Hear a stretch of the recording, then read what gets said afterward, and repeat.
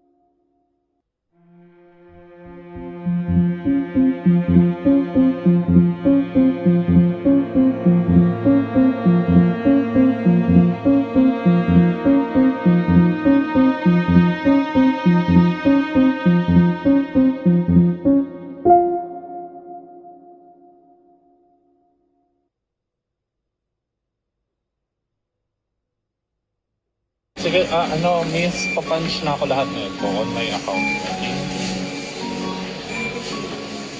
Ako na magbabayad.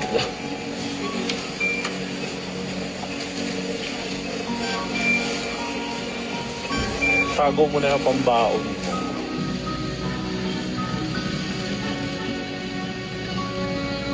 Ito yung uploader tsaka yung bata na maswelteng nakatsamba ng isang tao na mabuti ang puso. So, ayon sa uploader na to, napansin na niya yung bata na pumapasada bilang pantustos sa kanyang baon at sa kanyang tuition fee.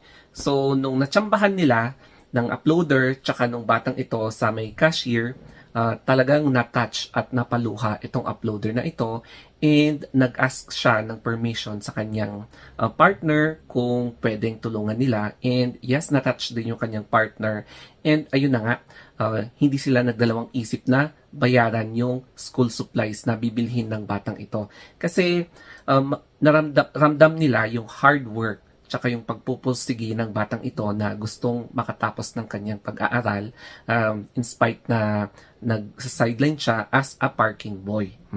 At bilang reaction ko sa video na ito, alam nyo, nakakatuwa talaga na merong mga tao na ginto ang kanilang puso. Tapos, deserve naman talaga ng batang ito na matulungan, mabigyan ng blessing. Kasi nga, na-witness talaga ng uploader, and bilang kayo na viewer, ramdam mo talaga yung pagpupursige ng batang ito. Kaya siya nabibiyayaan, no? Gaya nga ng sabi ng iba na if you're looking for a partner na gusto mong mag-succeed sa buhay, choose a partner na hardworking. Since pagkabata pa lang niya. Kasi ramdam mo na magkakaroon kayo ng future na dalawa na hindi lang ikaw yung nag-e-effort na nagsusumikap.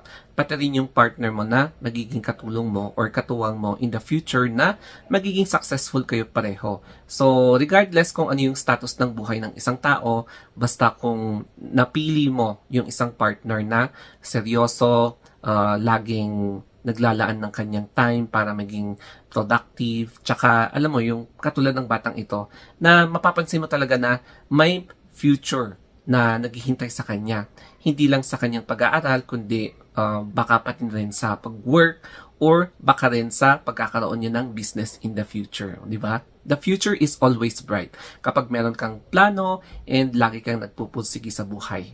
Meron akong nakakatawang story time. One time, kumain kami sa isang canteen/restaurant na open space siya. Kaya lahat pwedeng pumasok.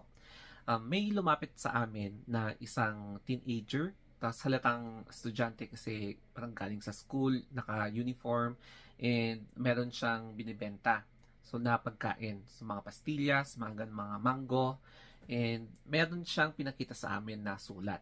So kami naman, naawa kami sa bata kasi working student siya, tapos kailangan talaga niya ng pantustos sa allowance niya, tsaka yung iniipon niya para sa pambayad sa tuition fee.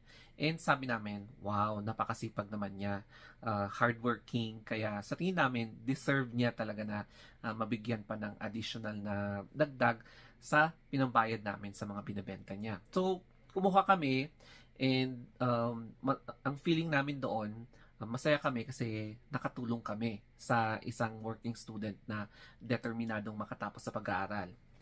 After 10 minutes, may lumapit na isang estudyante na naman sa amin, ganun din, may pinakitang kodigo and nagkwento ulit. So, ang reaction namin is, ganon.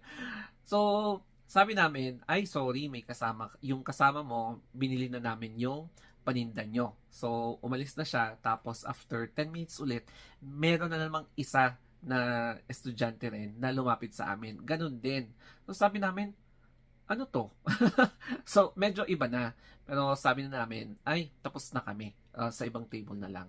So, ganun yung nangyari. Imbis na parang naloka kami, hindi na lang namin sila sinermonan o kaya hindi namin sila pinagalitan kasi ang importante dito is nakatulong kami.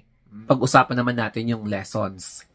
For me, deserve na matulungan yung mga tao na ramdam mo at nakikita mo na porsigido tsaka hardworking, katulad ng nakita natin dun sa grocery na binayaran yung kanyang school supplies.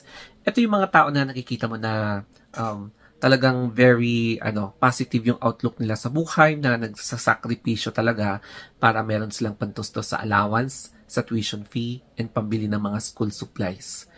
Pero, for me, wag kayo magalit may hangganan kasi yung pagtulong mo sa kapwa.